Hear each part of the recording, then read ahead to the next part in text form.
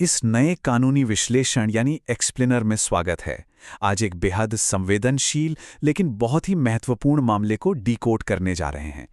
एक अपहरण, लंबा क्रॉस कंट्री सफर, एक सफल रेस्क्यू और सबसे अहम बात ये समझना कि कैसे पुलिस जांच आगे बढ़ने के साथ साथ पूरी की पूरी आपराधिक धाराएं बदल जाती हैं।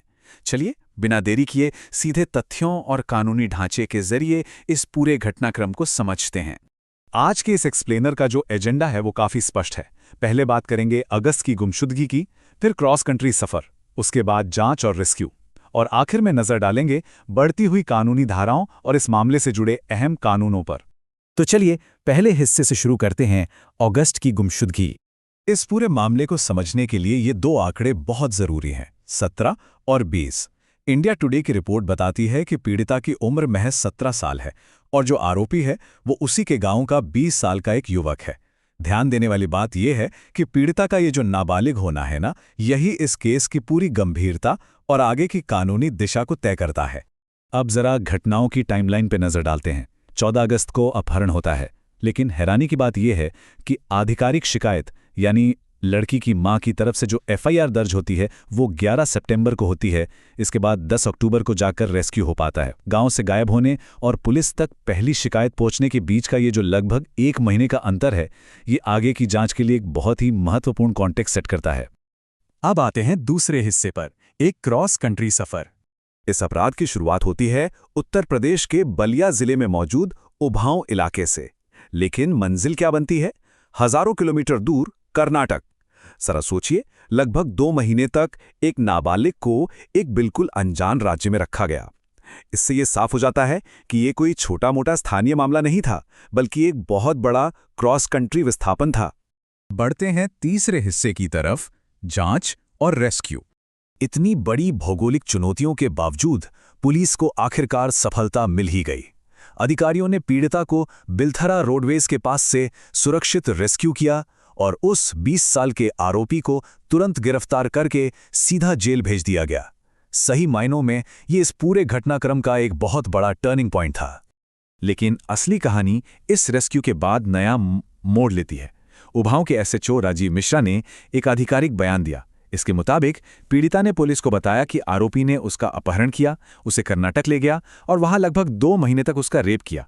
इस एक बयान ने, सच कहा जाए तो, केस की पूरी दिशा को ही पलट कर रख दिया। यहीं से हमारा चौथा हिस्सा शुरू होता है, बढ़ती हुई कानूनी धाराएं।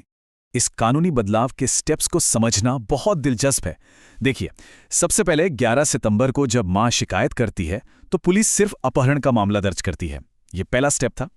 फिर रेस्क्यू के बाद पीड़िता का औपचारिक बयान दर्ज होता है और अंत में जैसी ये गवाही सामने आती है, पुलिस तुरंत अपनी चार्जशीट में रेप और पॉक्सो एक्ट की गंभीर धाराएं जोड़ देती है।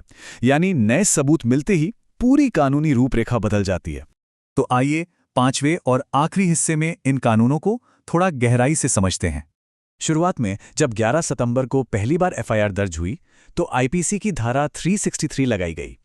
ये धारा मुख्य रूप से किडनैपिंग यानी अपहरण से जुड़ी है। जब भी किसी नाबालिग को बिना उसके लीगल गार्जियन की सहमति के कहीं ले जाया जाता है तो सबसे पहले यही बेसिक कानूनी कार्रवाई होती है। मामले की जो शुरुआती बुनियाद थी वो इसी धारा पर टिकी थी।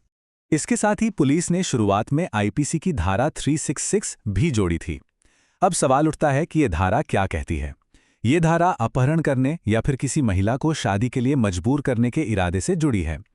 दरअसल मां की जो शुरुआती शिकायत थी उसमें यही मुख्य अंदेशा जताया गया था कि इस किडनैपिंग के पीछे का मकसद शादी के लिए दबाव बनाना हो सकता है। इसीलिए पुलिस ने इसी इंटेंट को आधार मानकर मामला दर्ज किया था।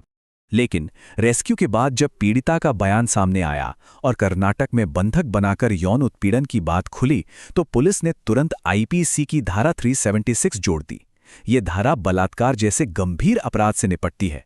ये कोई छोटा बदलाव नहीं था, बल्कि सीधे तौर पर नए तथ्यों और पीड़िता की गवाही पर आधारित एक बहुत बड़ा कानूनी एक्शन था। और अंत में जुड़ता है सबसे महत्वपूर्ण प्रावधान, पॉक्सो एक्ट यानी protection of children from sexual offences. जैसा कि पहले जिक्र हुआ था, पीड़िता की उम्र 17 साल है। कानून की नज़र में वो एक नाबालिग है और ठीक इसी वजह से इस बेहद सख्त कानून को लागू करना जरूरी हो गया।